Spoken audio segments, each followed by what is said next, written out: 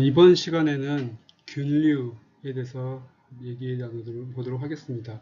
우리가 흔히 곰팡이라고 생각하는 균류에 대해서 일단 먼저 균류의 특징, 그리고 균류에는 어떠한 다양한 종류들이 있는지, 크게 병골, 접합, 내생균근균, 그리고 장항, 담자균 이렇게 5가지로 나눠지는데 이 5가지를 차례대로 살펴보도록 하겠습니다.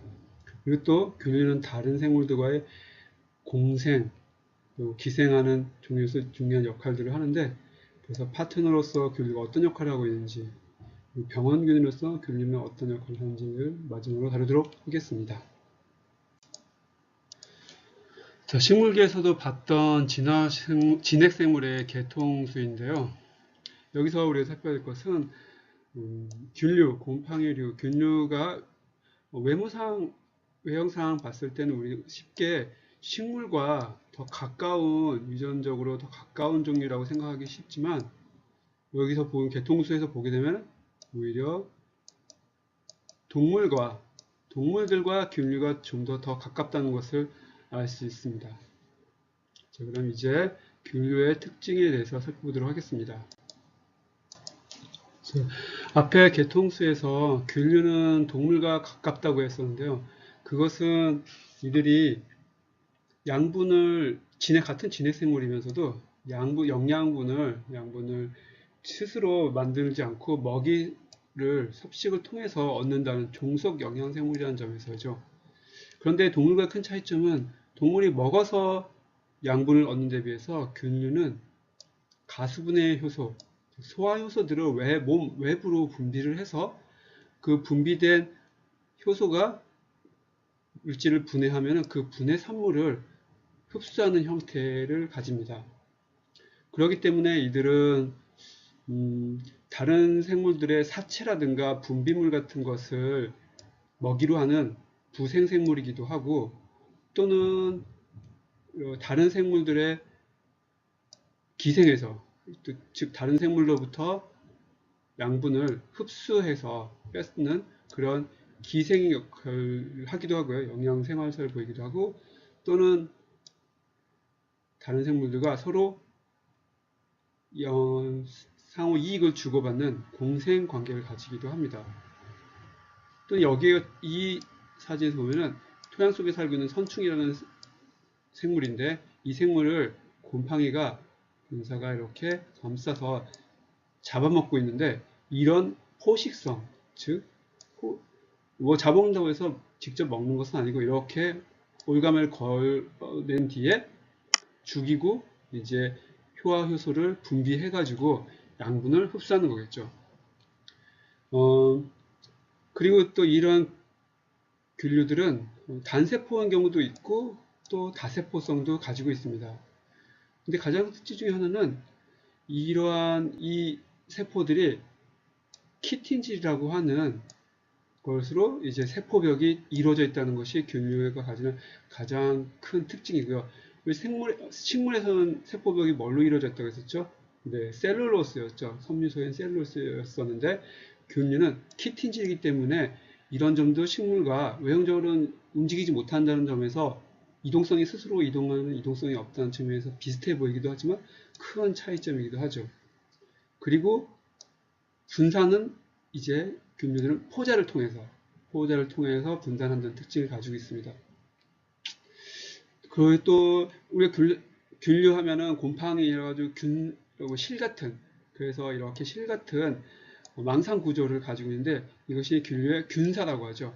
그래서 실 같은 망상 구조를 가지고 있는 균사라고 하는 것을 보고 있고, 또 이런 중에서 어떤 종류들은 이렇게 격벽을 가지고 있어가지고 핵이 분리되어 있는 그런 형태도 보이게 되고, 어떤 종류들은 이렇게 격벽이 없어서 하나의 그 균사 안에 핵이 여러 개가 있는, 즉 다핵체의 균사를 가지기도 합니다. 이건 굉장히 종류를 구분하는 데 있어 중요한 특징 중에 하나가 됩니다.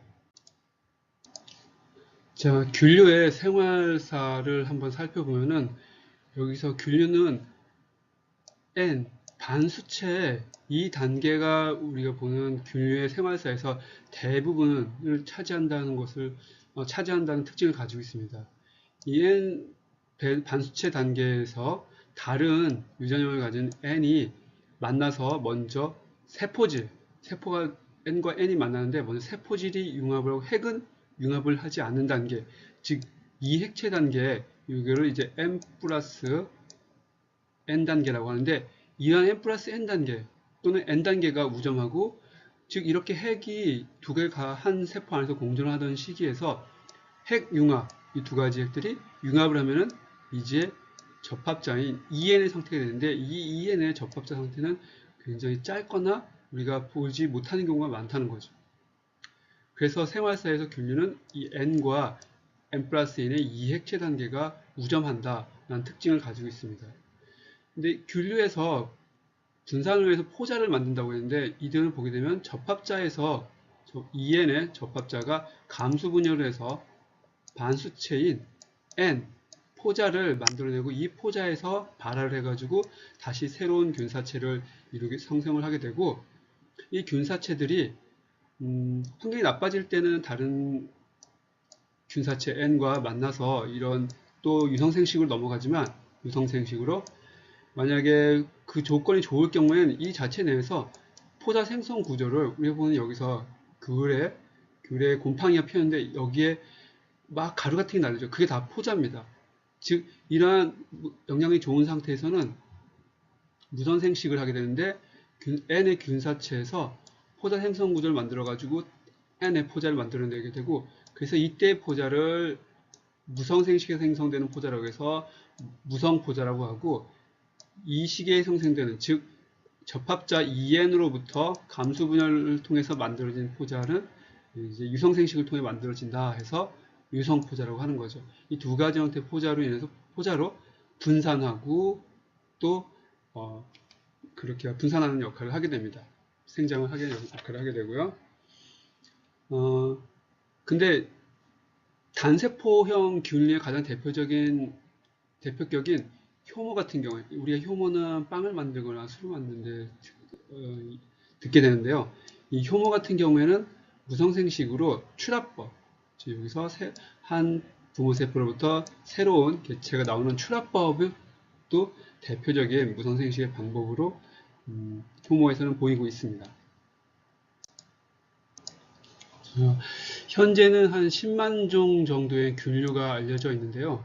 실제로는 아마 과학자들은 약 150만 종 정도까지 있을 거라고 추정을 하고 있습니다. 이러한 균류들은 5개의 무리가 있다라고 시작할 때 서두에 말씀드렸었는데, 일단 병골 균류가 먼저 분기돼서 나오고요.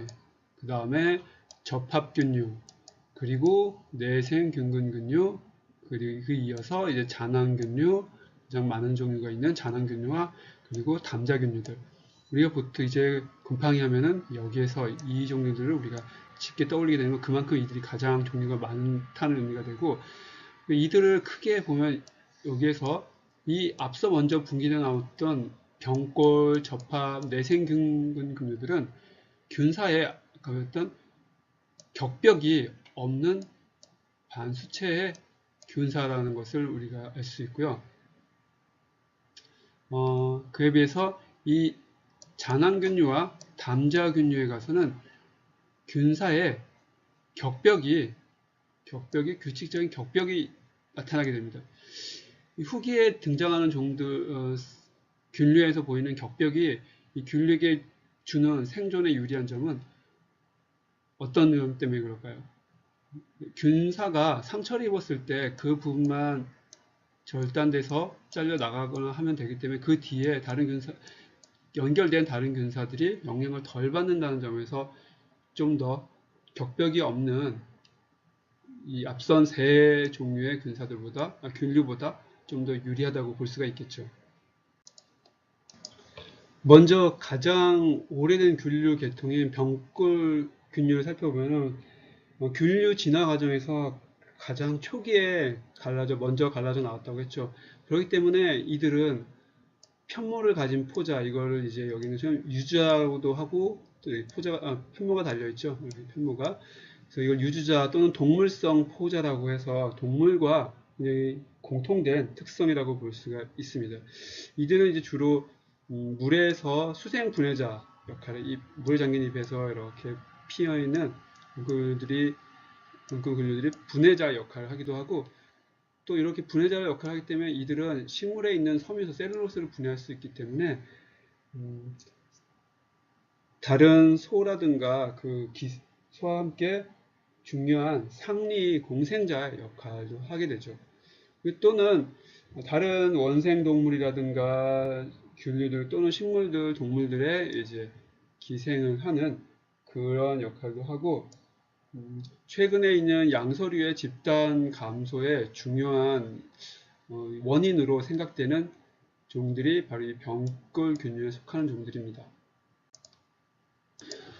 다음으로 분기되어 나오는 접합균류는, 접합균이라고 부르는 이유는 유성생식을 할 때 두꺼운 벽을 가지는 접합포자를 만들기 때문에 이들을 이제 접합균류라고 부르고요. 여기서 빵에 피는 검은빵 곰팡이 생활사 이렇게 보면은 보는 대부분 이 균사들은 이제 이 N 세대, 반수체 세대입니다.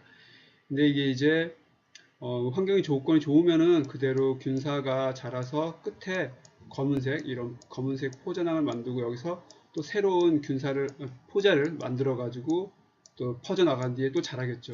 그런데 환경 조건이 나빠지면 서로 다른 교배형을 가지는 균사 N과 N이 끝에서 이제 생식을 하기 위해서 볼록한 형태를 만들고, 이 끝에서 이제 세포질 융합이 일어납니다.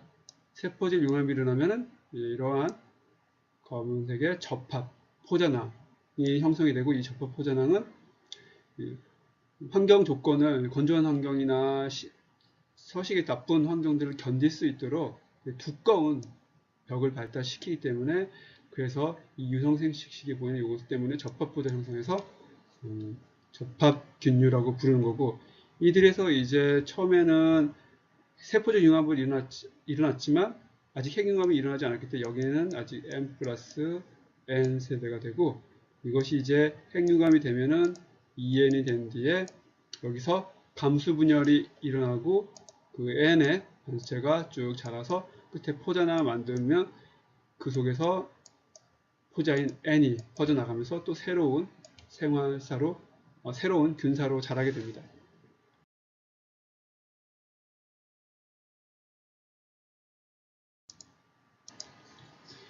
자, 그 다음에는 가장 많은 종류를 현재 보이고 있는 잔항균입니다. 잔항균이라고 이름 붙여진 이유는 대부분 균류들은 유성생 시기에 보이는 특징으로 그 무리들을 이름 짓게 되는데, 이들은 유성생식으로 생성된 유성 포자들을 둘러싸는 구조가 잔항, 이렇게 잔항이라고 하는데, 이러한 잔항 속에 유성생식의 성성 결과물인 반수체 포자가 들어있기 때문에 이들을 잔항균류라고 하고, 자, 그리고 아까 중요한 것 중에 하나가 이 잔항균류부터 균사의 격벽이 존재한다고 했었죠. 그리고 또 단항균류에는 다세포도 있지만, 이제 뒤에 다 다르겠지만 단세포인 효모도 이 잔항균류에 포함이 됩니다. 잔항균류의 생활사를 보면 역시 우정한 시기는 이제 반수체의 N, 반수성인 N 세대가 우점을 하고 있고, 균사체 격벽이 보이죠.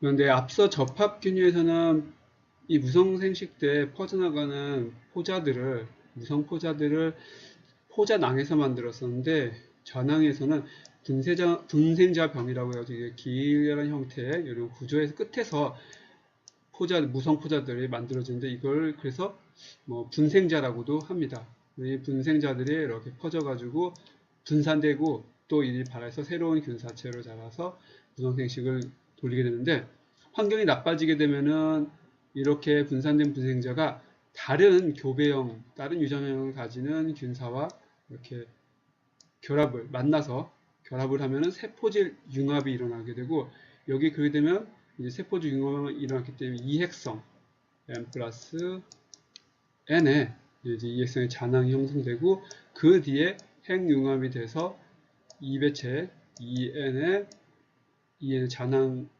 내부에 이제 생성이 되는 EN의 2배체를 생성하게 되고 이것이 EN이 이제 감수분을 거쳐오면 4개의 N, 즉 그래서 4개의 반수체 핵이 포함되어 있는 이제 포함된 잔항이 형성이 되고 이것이 또 한 번의 최세포 분열을 거쳐서 총 한 번 더 4개가 한 번씩 분열하면 8개의 이제 잔항 포자가 잔항 속에 있다고 해서 이제 이 유성 포자를 잔항 포자라고 합니다. 이 포자들이 형성이 되고 이 잔항들은 이렇게 잔항과라고 하는 것에 의해 이 잔항과는 종류마다 다른 모양들을 가지고 있고 이런 형태를 가지고 있는 경우도 있습니다.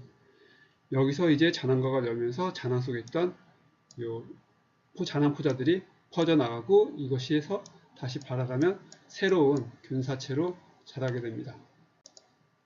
그래서 잔항균류에는 현재까지 알려진 균류 중에서 가장 많은 종류를 차지하고 있는데 뭐 버섯 종류도 포함되지만 뒤에 다르겠죠. 우리가 보통 생각하는 버섯은 주로 담자균류에 속하는데 이 잔항균류에도 버섯 종류도 포함되고 또 우리가 아는 페니실린을 발견하게 되는 페니실린 곰팡이들 그 다음에 단세포인 효모도 잔항균류에 해당이 됩니다.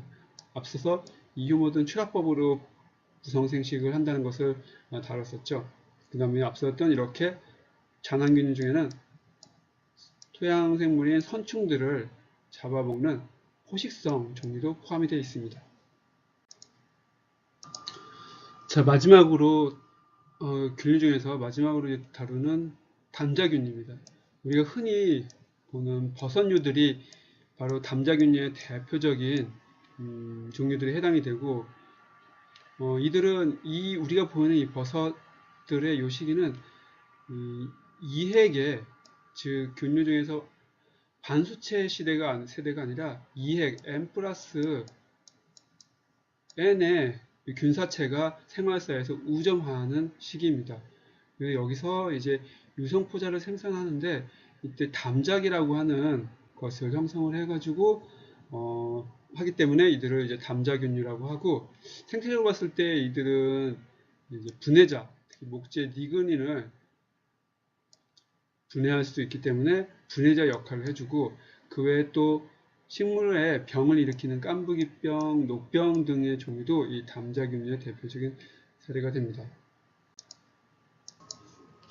담작의 생활 살펴보면은 n 플러스 n이 더 EX형 즉 균사체가 생활세에 우점한다고 했는데 그걸 볼 수 있는 건 이제 반수체인 n의 이것들이 세포질 융합을 통해 가지고 이핵성의 균사체 n 플러스 n을 형성하는데 이것들이 환경 조건이 비나 온도 변화 같은 것들이 딱 됐을 때 비온 뒤에 버섯이 확 피는 것처럼 그렇게 되면 이렇게 지상부 쪽으로 담자과 또는 뭉쳐진 이제 자실체의 정교한 자실체 덩어리인 담자과가 이렇게 형성이 됩니다. 즉 땅속에 이렇게 균사체 이혁성의 균사체가 이렇게 퍼져 있다가 어느 환경이 비가 오고 나면 이게 쫙 오르면서 뭉쳐진 이런 담자과를 형성하게 되는 거죠. 그 이 담자과에서 요 주름마다 여기서 이제 담자기가 형성이 되고 즉 담자기라는 이핵성 세포가 형성이 되고 여기서 이 세포들이 세포 내에서 핵융합 n 플러스 n이 결합을 하게 되면 이렇게 2배체 EN의 2배체 핵을 형성을 하게 되고 이 EN의 핵이 감수 분열해서 4개의 담자 포자를 가지게 됩니다. 생성하게 되는 거죠. 즉 이렇게 끝에 4개의 담자 포자가 N의 반수체의 담자 포자가 형성이 되고 이것들이 이제 분산돼서 퍼져나가서 새로운 균사체로 자랐다가 다시 결합을 해서 이 n 플러스 n의 이 시기를 보이게 되는 거죠. 자, 다음은 상위 공생을 하는 파트너로서의 균류에 대해서 가장 대표적인 지류로부터 먼저 얘기를 해보겠습니다. 균류 중에서도 잔항균류가 대표적으로 이제 단세포 광합성 생물들, 즉 녹조류라든가 시아노박테리아랑 공생을 하는 복합체가 지유류가 되는데, 이는 상류공생, 즉 시아노박테리아나 녹조류로부터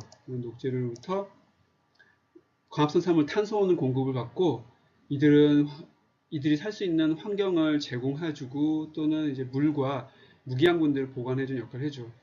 그리고 이것들은 이렇게 분열을 통해 가지고서 딴 데로 이제 퍼져나가고, 또 직접 스스로 상리공생하는 녹조류라든가 시아노박테리아로부터 양분을 공급받기 때문에 척박한 곳에서도 서식을 할 수 있고, 또 균류가 되는 무기 물질을 흡수를 돕는 산 등을 이렇게 분비를 하기 때문에 그것들은 바위의 풍화에 도움이 되기도 합니다.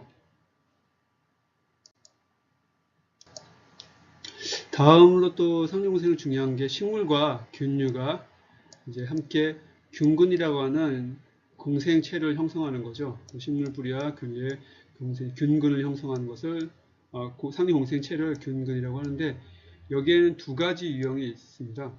이렇게 균사체가 식물 뿌리 내부를 별로 그대로 침투하지 않고 바깥에 외부에 이렇게 껍질 같은 형태를 이루고 있는 것과, 앞서 잠깐 다뤘던 수지산, 생물 세포 안으로 들어가서 가지와 같은 형태를 보여주는 이런 종류 두 가지 형태의 균군이 존재를 합니다.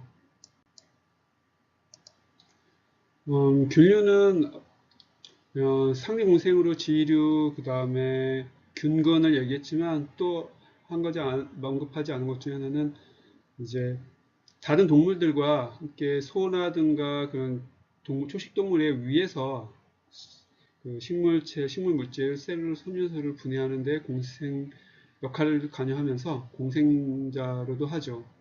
근데 이제 마지막으로 균류가 또 병원균으로서도 굉장히 중요합니다. 이렇게 식물에 흰갈병을 만들기도 하고, 이렇게 녹병을 만들기도 하고, 그리고 또 이제 맥각 중독이라고 하는 이런 이제 그것도 일으키고, 또 우리 발의 무좀도 바로 곰팡이에 의한 거죠. 그래서 인간 병원균으로서도 균류가 생체적인 역할을 한다는 것을 알아둘 필요가 있습니다. 이것으로 균류에 대한 설명을 마치겠습니다.